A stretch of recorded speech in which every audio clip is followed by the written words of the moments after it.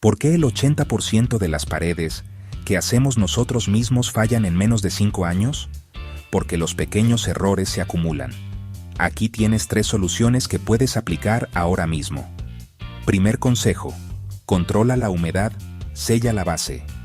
Añade un espacio de drenaje. La humedad mata la fuerza del mortero con el tiempo. Segundo consejo: refuerza con varillas verticales atadas a una base de concreto. Incluso una varilla cada metro hace una gran diferencia. Tercer consejo: usa una unión adecuada. Escalona las juntas. Añade una capa delgada de mortero modificado con polímeros para una mejor adherencia y flexibilidad. Lista de verificación rápida. Base seca, varillas. Mortero adherido.